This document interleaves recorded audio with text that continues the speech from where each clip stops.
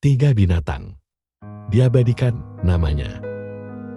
Tiga binatang kecil dan diabadikan namanya dalam nama surah di dalam Al-Quran, yaitu semut, laba-laba, dan lebah. Bila kita amati secara seksama, masing-masing binatang ini memiliki karakter khas yang bisa menjadi kiasan dari kehidupan manusia. Semut menghimpun makanan sedikit demi sedikit tanpa henti-hentinya. Konon, binatang kecil ini dapat menghimpun makanan untuk bertahun-tahun, sedangkan usianya tidak lebih dari 1 tahun. Kelabaannya sedemikian besar sehingga ia berusaha dan seringkali berhasil memikul sesuatu yang lebih besar dari badannya, meskipun sesuatu tersebut tidak berguna baginya.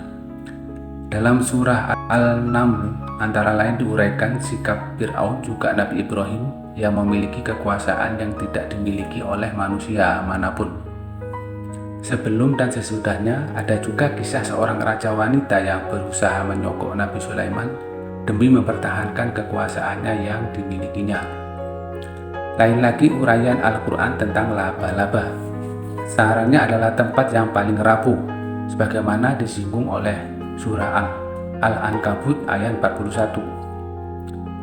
Perumpamaan orang-orang yang mengambil pelindung-pelindung selain Allah adalah seperti laba-laba yang membuat rumah, dan sesungguhnya rumah yang paling lemah adalah rumah laba-laba kalau mereka mengetahui.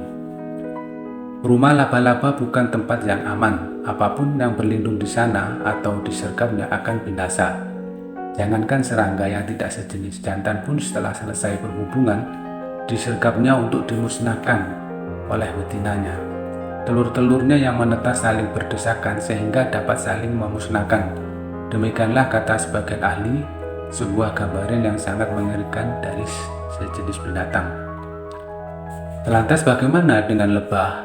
Al-Quran memiliki isti yang dalam bahasa Al-Quran lebah bergerak atas ilham dari Tuhan, sehingga ia mampu memilih gunung dan pohon-pohon sebagai tempat tinggal. Dan Tuhanmu mewahyukan kepada lebah, buatlah sarang-sarang di bukit-bukit, di pohon-pohon kayu, dan di tempat-tempat yang dibikin manusia.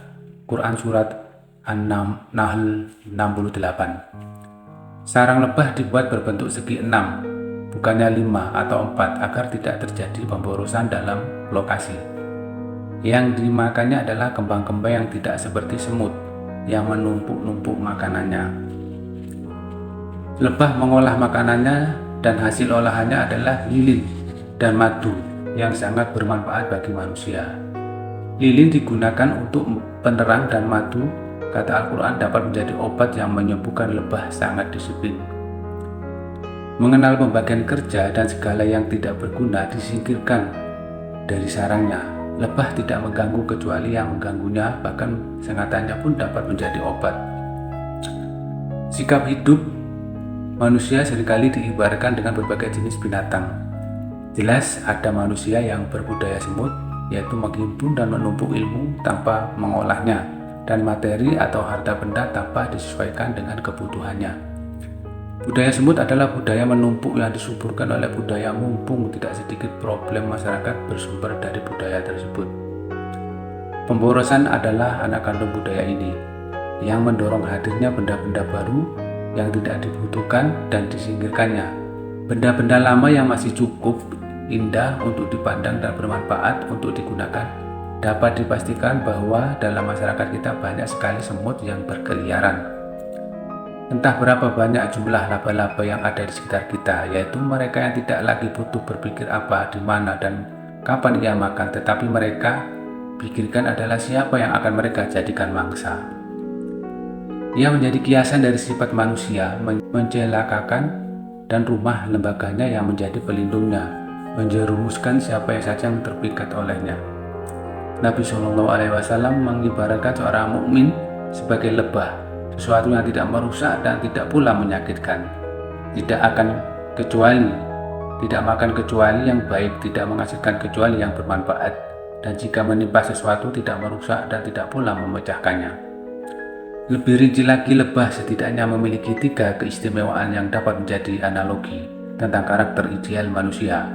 Pertama, lebah tak merusak ranting yang ia hinggapi, sekecil apapun pohon tersebut.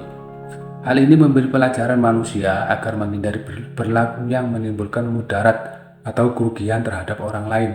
Lebah memang datang untuk makan, tapi ia tak ingin merusak untuk kepentingannya pribadinya itu. Bahkan kerap kali lebah justru berjasa dalam proses penyerbukan sebuah bunga yang ia hinggapi. Kedua, lebah makan sesuatu yang baik-baik, yakni saripati bunga, sehingga yang dikeluarkannya pun baik-baik, yakni madu. Manusia dituntut dalam kehidupan yang serba halal. Rezeki yang halal akan membuahkan perilaku yang positif. Wallahu a'lam bishawab. Oleh Ali Budi Luhur.